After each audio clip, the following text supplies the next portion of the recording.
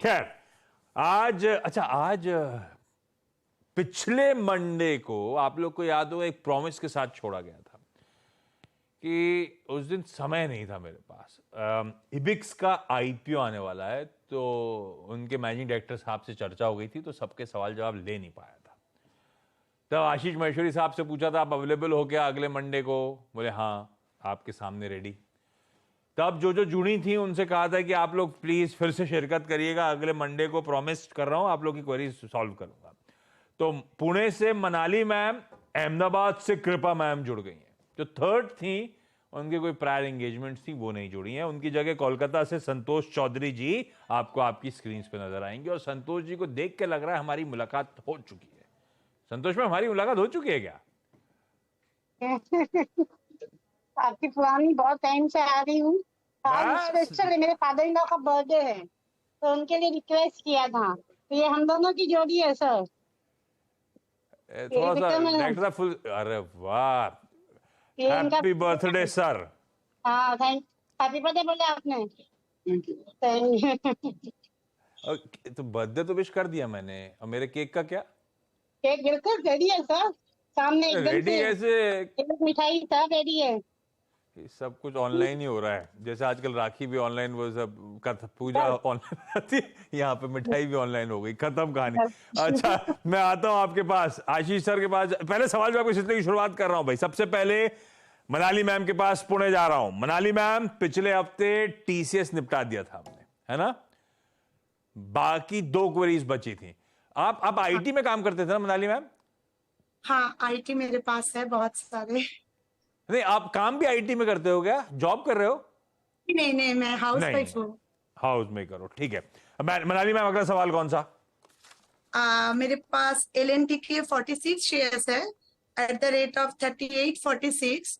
तो एल मुझे एन ये टी जानना था कि नहीं कब नहीं तक नहीं, मुझे ये एलटीटीएस होल्ड की करना बात कर रहे हो क्या आप? हाँ, एलटीटीएस। चाहिए।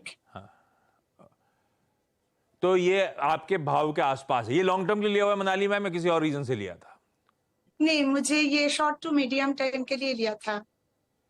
और शॉर्ट टू मीडियम टर्म का मतलब आपके हिसाब से? 1-1.5 साल। हाँ, तो डिसेंट टाइम है। टीसीएस के बाद भाई एलटीटीएस पोर्टफोलियो में आशीष सर क्या करना चाहिए? 1-1.5 साल के टाइम होराइजन के लिए कोई लार्सन टूब्रो टेक्नोलॉजी सर्विसेज कैसा लगता है आपको? मेरी बाइंग से 30-40 रुपए ऊपर तो मोटा मोटी दलाली एडजस्ट करूं तो मेरी बाइंग पे खड़ा हुआ है। 1.5 साल के लिए कैसी जर्नी है इसकी? बिल्कुल। जहां तक एलटीटीएस की बात करें तो ओवरऑल जो निफ्टी आईटी इंडेक्स है उसको काफी आउट परफॉर्म किया है। हमने देखा निफ्टी आउट, जो निफ्टी इंडेक्सेस है वो पिछले एक साल में कोई बहुत ज्यादा परफॉर्म नहीं कर पाया, जबकि एलटीटीएस ने करीब 25% का रिटर्न ऑलरेडी दिया है।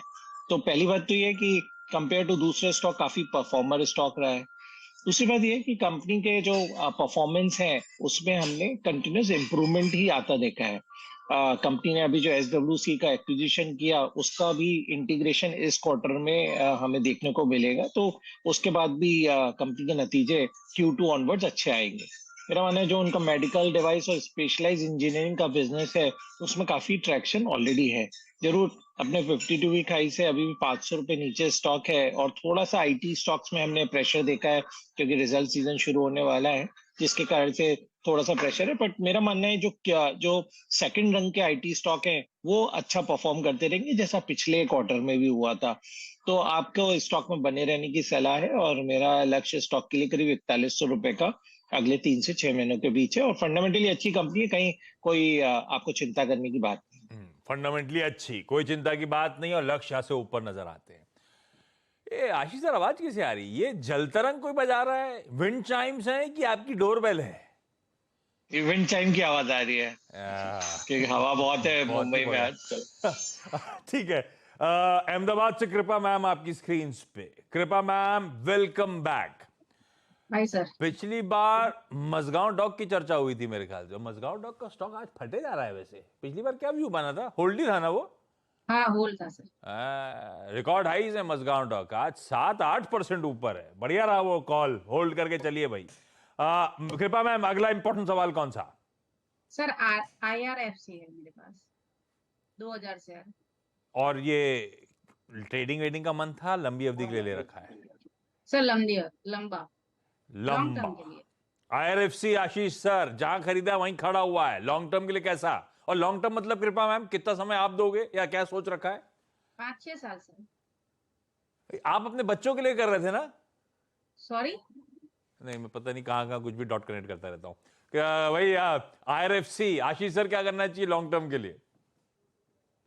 ठीक है, IRFC एक ऐसा स्टॉक है जो जब रेलवे स्टॉक चलते हैं तभी चलता है, बट मुझे बहुत ज्यादा कभी अपील नहीं करता था, हाँ। क्योंकि जो उसके नंबर्स हैं बड़े स्टैग्नेंट नंबर है। यदि आप देखें तो सबसे पहली प्रॉब्लम ये है कि 13,000 करोड़ की शेयर कैपिटल है, तो बहुत शेयर है इसके 45 मार्केट पे में। खत्म। दूसरी बात, जो उनका जो मुनाफा है वो बिल्कुल स्टैग्नेंट लेवल पे बना हुआ है पिछले 2 सालों से। तो मेरी सलाह रहेगी, यदि आपको रेलवे में ही रहना है तो आप टेक्समैको रेल के स्टॉक में निवेश करें इसकी बजाय, जो 80 रुपए के आसपास ट्रेड हो रहा है।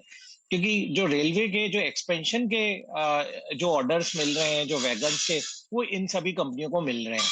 और इन्होंने अभी जेबी भी किया है एक यूरोपियन कंपनी के साथ में। तो मुझे लगता है कि टेक्समैको रेल में बिल्कुल पोटेंशियल है ऐसे 50% अपसाइड देने का अगले एटलीस्ट 1 साल में। और लंबी अवधि का नजरिया है तो काफी बेहतरीन परफॉर्मेंस यहाँ देखने को मिलेगा। तो IRFC मुझे नहीं लगता कि इतना रिटर्न देगा जितना इस सेक्टर में टैक्स रेल दे सकता है। यहां पे स्विच करना है, वो वाला होल्ड था आपका मजगांव डॉक पिछले हफ्ते मंडे वाला। कृपा मैम IRFC को स्विच करिए, ज्यादा कन्विक्शन फंडामेंटली आशीष सर को नजर नहीं आता भाई। कोई अगर दाव लगाना ही रेलवे में तो टेक्समैको रेल ज्यादा बेहतर प्लेस इस समय नजर आता है। तो कॉल लीजिए, चाहे तो स्विच कर सकते हैं। संतोष मैम आपकी तरफ से पहला सवाल कौन सा?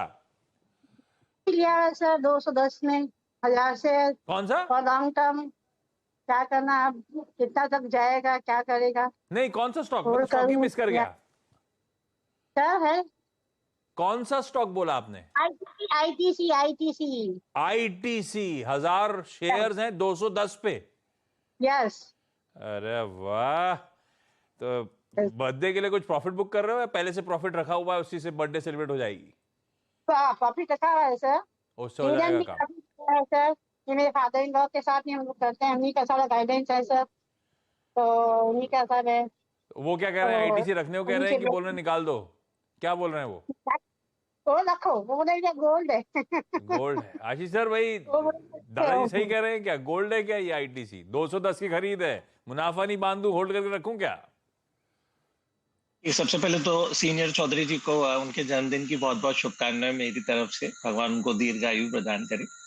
जहां तक ITC की बात है, मैं हमेशा से स्टॉक पे बुलिश रहा हूं और आगे भी मेरा मानना है कि स्टॉक में आप बिल्कुल बने रह सकते हैं, क्योंकि FMCG एक ऐसा सेक्टर है जो आपकी इंडिया की स्टोरी को डायरेक्टली रिप्रेजेंट करता है। तो जैसे जैसे कंजम्पशन बढ़ेगा, क्योंकि हमारी पॉपुलेशन 140 करोड़ लोगों की है, तो कंज्यूम तो उन्हें सारे प्रोडक्ट जो ITC बनाती है वो करना ही। और ITC काफी डाइवर्सिफाइड कंपनी है, कंपनी के कैश फ्लोज काफी अच्छे हैं। हमने देखा उनका लास्ट ईयर भी मुनाफा 15,000 करोड़ से बढ़ के करीब 19,000 करोड़ का हो गया। तो बहुत रेयर ऐसी कंपनियां मिलती हैं। और मेरी सलाह रहेगी बिल्कुल इसको आप फैमिली ज्वेल जैसा ही ट्रीट करें। और आप अच्छा डिविडेंड भी देती है कंपनी, तो आप अप्रोक्सीमेटली 15% की CAGR की ग्रोथ मुझे लगता है कि ITC के स्टॉक में आगे आने वाले एटलीस्ट 5 वर्षों तक पॉसिबल है। तो मेरी सलाह रहेगी स्टॉक में बिल्कुल बने रहिए और डिविडेंड को भी इंजॉय करिए। बने रहिए, डिविडेंड एंजॉय करिए। चौधरी सर तो वैसे ही कह रहे थे आपको कि भाई गोल्ड है, आशीष सर भी कह रहे हैं भाई होल्ड ही है।